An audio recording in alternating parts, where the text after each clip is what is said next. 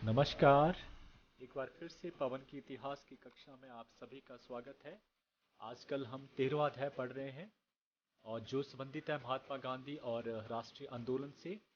भाग 7 में मैं आज 5 महत्वपूर्ण विषयों को लेकर आपके समक्ष उपस्थित हुआ हूँ। जानते हैं ये विषय कौन है। पहला विषय रहेगा प्रथम गोलमेज सम्मेलन, ये कब और कहाँ हुआ जानेंगे।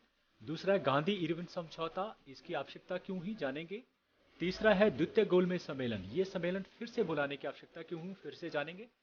चौथा है सविनय अवज्ञा आंदोलन पुनः आरंभ, पहला कब शुरू हुआ कब अंत हुआ और दूसरा कब शुरू हुआ इसके बारे में जानेंगे। पांचवा है कम्युनल अवार्ड और पूना पैक्ट, कम्युनल अवार्ड देने वाला कौन था और पूना पैक्ट किन व्यक्तियों के बीच में हुआ उसके बारे में हम विस्तृत तौर पर जानेंगे। अगर हम समय मिला तो एक छठा तृतीय गोलमेज सम्मेलन भी हम लेंगे। शुरुआत करते हैं प्रथम गोलमेज सम्मेलन से। भारत की राजनीतिक समस्या का समाधान ढूंढने के लिए साइमन कमीशन ने जो रिपोर्ट 1929 में दी थी उसके आधार पर 12 नवंबर 1930 ईस्वी को लंदन में एक गोलमेज सम्मेलन जो है वो बुलाया गया और उसमें 89 प्रतिनिधियों ने भाग लिया, जिसमें doctor B R Ambedkar, Mohammad Ali Jinnah और तेज बहादुर सप्रू जो है प्रमुख थे। लेकिन याद रखने वाली बात है कि कांग्रेस में इस सम्मेलन में भाग नहीं लिया, जो भारत का सबसे बड़ा राजनीतिक दल था। वहां से कोई भी इस सम्मेलन में भाग लेने के लिए नहीं गया था, गांधी जी नहीं गए थे। इस सम्मेलन की अध्यक्षता की गई थी, इंग्लैंड के प्रधानमंत्री थे उसमें वर्तमान में रैमजे मैकडोनाल्ड। याद रखना ये गलत हो गया, रैमजे मैकडोनाल्ड। यह सम्मेलन 19 जनवरी 1931 तक चलता रहा, लेकिन यह अंतिम निर्णय पर नहीं पहुंच पाया, इसलिए यह असफल रहा। असफल होने का सबसे बड़ा जो कारण था कि कांग्रेस की तरफ से कोई भी प्रतिनिधि इसमें हिस्सा नहीं लिया गया था। दूसरा विषय है गांधी इरविन समझौता। देखिए, इससे पहले हमने पढ़ लिया है कि 5 अप्रैल 1930 ईस्वी को गांधी जो है वो दांडी पहुंचे और 6 अप्रैल 1930 ईस्वी को उन्होंने जो है नमक बनाया दांडी में और हाथ में लेकर जो है अवज्ञा करी कानून की, क्योंकि कानून को तोड़ा था गांधी ने। और इस प्रकार से पूरे भारतवर्ष में जो है इसी प्रकार की अवज्ञा आंदोलन शुरू कर हो गया। गांधी जी को जो है वो पकड़ लिया गया था और जेल में डाल दिया गया, लेकिन सभी अवज्ञा आंदोलन था वो चलता रहा। गांधी जी को जनवरी 1931 ईस्वी को जो है कारावास से मुक्त किया गया। ठीक है, 30 के बाद 31 जनवरी तक जो है उनको जेल में रखा गया। लेकिन अब गांधी जी को सरकार को मुक्त करना पड़ा, क्योंकि द्वितीय गोलमेज सम्मेलन की वो चाहते थे कि गांधी जी भाग ले, इसलिए उनको मनाने के लिए जो है इरविन को जो है उनके साथ एक समझौता करना पड़ा और इसे कहा जाता है गांधी इरविन समझौता।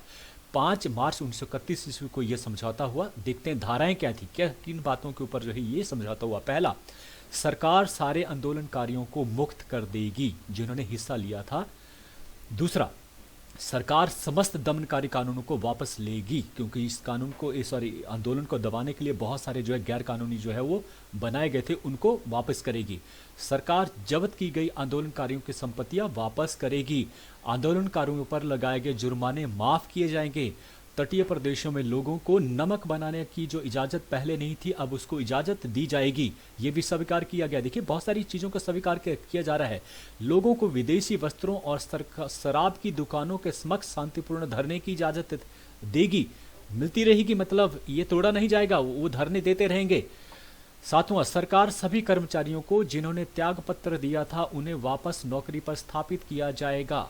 ठीक है, तो इस प्रकार से ये जो सरकार करेगी। देखिए, सरकार ने इन चीजों को मान लिया और इसके बदले में क्या कहा गया कि गांधी जी जो है सभी ने अवज्ञा आंदोलन जो वो वापस लेंगे और गोलमेज सम्मेलन में भाग लेंगे। ये दो चीजें। और तीसरा क्या था कि कांग्रेस जो है पुलिस के अत्याचारों की निष्पक्ष जांच, क्योंकि पुलिस ने बहुत अत्याचार किए थे, उसकी जांच के लिए दबाव नहीं डालेंगी। ये 3 शर्तें जो है गांधी जी के ऊपर रखी गई थी, जिन्हें उन्होंने स्वीकार कर लिया था। तो इस प्रकार से जो है सभी ने अवज्ञा आंदोलन जो है वो समाप्त हो गया। ठीक है, तो ये आगे बढ़ते हैं। अब निष्कर्ष, निश्चित तौर पे ये जो समझौता हुआ गांधी इरविन समझौता, ये भारतीय इतिहास की राजनीति में महत्वपूर्ण घटना थी। इसने न केवल कांग्रेस बल्कि भविष्य के आंदोलनों को सशक्त किया और उन पर एक नई जान फूंकी। कैसे सशक्त किया? देखिए, अब सरकार ने बहुत सारी चीजों को मान लिया था, एक्सेप्ट कर लिया था। उसका मतलब क्या है कि सरकार कहीं ना कहीं नतमस्तक थी। लोग अब बड़े तादाद में जो है एकता स्थापित हो चुकी थी और वो भारत के जो आज़ादी का जो एक एक हम ये कह सकते हैं कि एक जो भाव पैदा हो गया था लोगों में वो विस्तृत हो गया था, बड़ा हो गया था, जिसके आगे सरकार अब झुक रही थी। इस प्रकार का ये मैसेज लोगों में गया और ऐसा मैसेज आने से लोगों में और भी एकता जो है स्थापित हुई। तो अपने आप में ये गांधी इरविन समझौता इंपॉर्टेंट था। अब आता है द्वितीय गोलमेज सम्मेलन, जिसके लिए गांधी जी को छोड़ा गया था। ये 7 सितंबर 1931 से लेकर दिसंबर 1931 लगभग 4 महीने जो है ये चला। और इसकी अध्यक्षता रैमजे मैकडॉनल्ड जो प्रधानमंत्री थे, जो पहले किया गया था, पहले गोलमेज सम्मेलन, वही द्वितीय में रहे। यहाँ पर 120 प्रतिनिधियों ने हिस्सा लिया, जिसमें कांग्रेस भी शामिल थे। पहले कांग्रेस शामिल नहीं थी और केवल गांधी जी ही अकेले गए थे इस सम्मेलन में भाग लेने के लिए। तो गांधी जी ने भारत की तरफ से जो डिमांड रखी थी वो था पूर्ण स्वराज्य, कि हमें पूर्ण स्वराज्य, पूर्ण आज़ादी चाहिए, जिसकी ब्रिटिश सरकार ने जो है अस्वीकार किया। वो नहीं चाहते थे, अगर क्योंकि वो हाथ से जाना चाहते थे भारत को, ये तो उनकी मंशा नहीं थी। गांधी जी का कथन था कि कांग्रेस जो है पूरे भारत का प्रतिनिधित्व करती है। कौन? कांग्रेस पार्टी। लेकिन जिसका मुस्लिम लीग ने जो है खंडन किया, उसने कहा हम भी करते हैं। रजवाड़ा था, वो कहते हैं नहीं, पूरे भारत का हम अलग से प्रतिनिधित्व, हमारा कोई कांग्रेस से कोई मतलब नहीं है। B.R. अम्बेडकर जो दलित जातियों के मसीहा माना जाता है या उनका प्रतिनिधित्व कर रहे थे, उन्होंने कहा नहीं, कांग्रेस नहीं करती है, हमारा अलग से है। तो इस प्रकार से, इस तरह से अलग अलग मत होने के कारण जो ये जो सम्मेलन था ये विफल रहा और महात्मा गांधी को खाली हाथ वापस जो है वो लौटना पड़ा। सविनय अवज्ञा आंदोलन पुनः आरंभ की आवश्यकता हुई। देखिए, गांधी जब वापस लौटे भारतवर्ष में, तो उनके साथ जो समझौता किया गया था वो समझौता सरकार ने नहीं माना था, क्योंकि अब इरविन जो लॉर्ड वाइसराय थे वो बदल चुके थे, लॉर्ड वेलिंगटन जो है भारतवर्ष में आ चुके थे और उन्होंने कोई भी जो धाराएं थी उनको स्वीकार करने से इनकार कर, इरविन समझौता हुआ था उसको मानने से इनकार कर दिया था। देखिए, और उसने बंगाल में मार्शल लॉ लगा दिया था। एक और बड़ा जो कानून था वो स्थापित कर दिया गया था बंगाल, जहां पर सबसे ज्यादा जो है वो आंदोलन की मार थी। तथा कांग्रेस के जो बड़े नेता थे, जो युवा नेता थे, जवाहरलाल नेहरू थे, खान अब्दुल गफूर खान, ऐसे सभी नेताओं को जो गिरफ्तार करके कारावास में डाल दिया गया था। तो गांधी ने जब ये देखा कि ऐसा हो रहा है, तो उन्होंने 3 जनवरी 1932 ईस्वी को फिर से सविनय अवज्ञा आंदोलन जो है पुनः आरंभ कर दिया और अगले ही दिन गांधी जी को फिर से गिरफ्तार कर लिया गया और कांग्रेस को फिर से गैरकानूनी घोषित जो है वो संगठन घोषित कर दिया गया। आंदोलन पुनः भड़क उठा और सरकार के दमन के बावजूद भी आंदोलनकारी जो थे वो, उनका जो उत्साह था वो कम नहीं हुआ, वो बढ़ता चला गया। देखिए, पहले जो सविनय अवज्ञा आंदोलन का जो पहला पार्ट था उसमें 90,000 आंदोलनकारियों ने जो है अपनी गिरफ्तारी दी थी और यहाँ 1,20,000। तो जो एकता थी वो और भी स्थापित हुई थी। देश की स्वतंत्रता के लिए सरकार के प्रत्येक अत्याचार, देखिए सबसे इंपॉर्टेंट था कि जितने भी लोग थे उन्होंने गांधी जी के कहे अनुसार, कथनानुसार जो है अहिंसा का भाव लेते हुए जितने भी उनके ऊपर अत्याचार किए उनको हंस कर सहा। ये इस आंदोलन का सबसे बड़ा रोचक जो है वो दृश्य था, देखने लायक था। मई 1933 ईस्वी को सरकार ने महात्मा गांधी को जेल से मुक्त कर दिया तथा महात्मा गांधी ने सविनय अवज्ञा आंदोलन को अप्रैल 1934 ईस्वी में वापस ले लिया। अब सरकार को झुकना ही पड़ा और सविनय अवज्ञा आंदोलन जो है 1934 ईस्वी में पूरी तरह समाप्त हो गया। ठीक है, अब बढ़ते हैं निष्कर्ष की तरफ। यद्यपि आंदोलन अपने उद्देश्यों को प्राप्त करने में विफल रहा, परंतु इसका भारत के स्वतंत्रता संग्राम में विशेष स्थान है। क्या स्थान है? इनमें लोगों में राष्ट्रीय भावना का तीव्रता से प्रसार हुआ। ये हमने देख लिया, 1,20,000 लोग उस समय हंस के जुल्मों को सहा। इनमें किसान भी थे, मजदूर भी थे, विद्यार्थी भी थे, स्त्रियां थे, हर प्रकार का तबका जो है वो हिस्सा ले रहा था। ये देखने में बड़ी बात थी। भारत के स्वतंत्र संग्राम के इतिहास में एक नया मोड़ साबित हुआ और इस आंदोलन में जिस शांत भाव से, इंपॉर्टेंट था, शांत भाव से लोगों ने सरकार के अत्याचारों को सहन किया, उसका उदाहरण पहले कभी देखने को नहीं मिला था किसी भी आंदोलन में। तो ये पूरे विश्व में एक तरह का अलग ही आंदोलन था, अलग तरह का आजादी का मूवमेंट था जहां पर कोई भी हिंसा नहीं हो रही थी। अब आता है कम्युनल अवार्ड और पूना पैक्ट। देखिए, 16 अगस्त 1932 ईस्वी को प्रधानमंत्री रैमजे मैकडॉनल्ड, लगातार इनका ही नाम आ रहा है, ने कम्युनल अवार्ड की घोषणा की। उनके अनुसार केंद्रीय और प्रांतीय विधान मंडलों में भिन्न भिन्न जातियों और वर्गों की सीट आरक्षित कर दी गई और सांप्रदायिक प्रणाली का विस्तार कर दिया गया। अरे, इसके पीछे कारण क्या था? हमेशा जो अंग्रेज जब भी कोई चीज़ लेकर आते थे तो कहीं ना कहीं उसका उद्देश्य होता है कि लोगों को लड़ाना, जो एकता स्थापित हो गई है इन आंदोलनों के जरिए उसको तोड़ना, तितर बितर करना लोगों को, और ताकि उनके लिए जो है अधिक समय तक जो है भारतवर्ष में टिके रहने की वजह मिल सके। तो यही कम्युनल अवार्ड था। कम्यून के आधार पर, जातिगत के आधार पर जो है वो अब चुनाव प्रणाली शुरू कर दी गई थी, जो 1909 में मुसलमानों से शुरू हुई थी।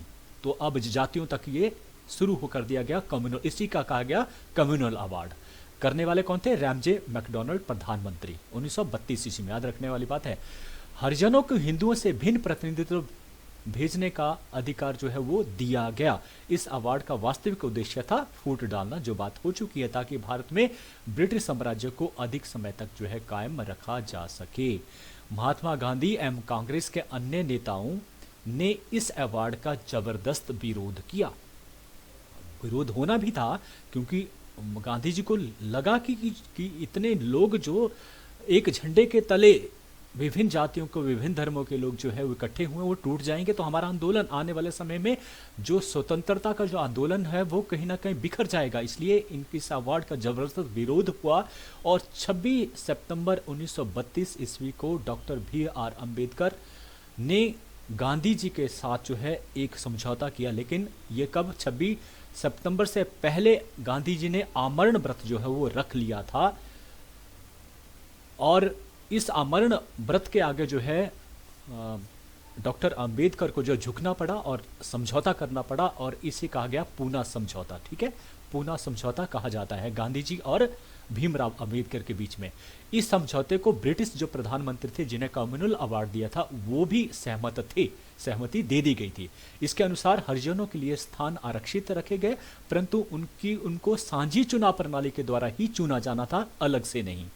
फिर आरक्षित स्थानों की जो संख्या थी वो 71 से बढ़ाकर 148 कर दी गई थी। अधिक प्रतिनिधित्व जो है उनके अनुसार दिया जाने था, ये भी एक्सेप्ट कर लिया गया डॉक्टर भीमराव अंबेडकर की बात। और दलितों को स्थानीय संस्थाओं, जो छोटी छोटी संस्थाएं थी स्थानीय तौर पर, और सार्वजनिक सेवाओं में, जो सार्वजनिक सेवाएं थी वहां पर प्रतिनिधित्व, देखिए उनको प्रतिनिधित्व नहीं दिया जाता था।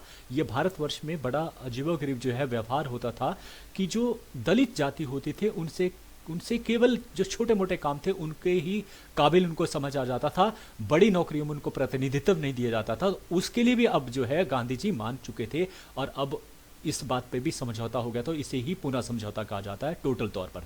उनकी शिक्षा के लिए आर्थिक सहायता दी जाएगी, क्योंकि शिक्षित नहीं होते थे लोग, पैसा ही नहीं होगा उन लोगों के पास, पैसा, आर्थिक तंगी होती थी, तो वो पढ़ाएंगे कैसे बच्चों को?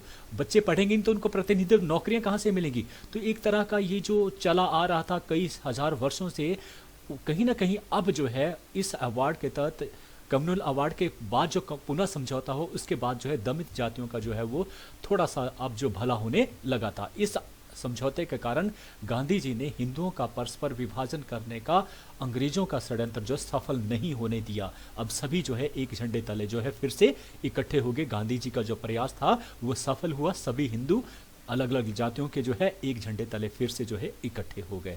तो ये था हमारा कम्युनल अवार्ड। लेकिन समय है अभी तो एक और ले लेता हूँ, वो है तृतीय गोलमेज सम्मेलन, क्योंकि तीनों के तीन गोलमेज सम्मेलन आज हम समाप्त कर देंगे।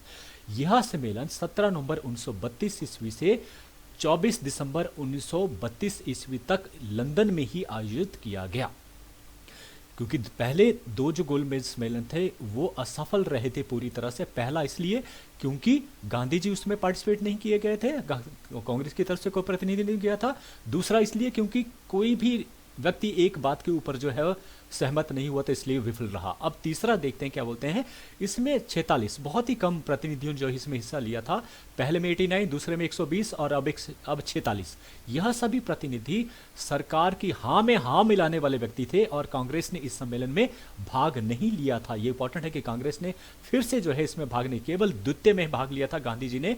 इस सम्मेलन में एक श्वेत पत्र जो जारी किया गया सम्मेलन के बाद, जब भी कोई सम्मेलन होता है उसके पश्चात जो है किन बातों के ऊपर सहमति हुई वो बातें लिखी जाती है और वो दिखाया जाता है कि इन बातों के ऊपर सहमति, उसे कहा जाता है श्वेत पत्र, जिसके आधार पर ही 1935 ईस्वी का जो सरकार का अधिनियम था पारित किया गया था, उसके बारे में हम बाद में पढ़ेंगे। ये अधिनियम उसी श्वेत पत्र के आधार पर जो है तैयार किया गया था। ये तृतीय गोलमेज सम्मेलन का एक परिणाम था 1935 ईस्वी का भारत सरकार का अधिनियम।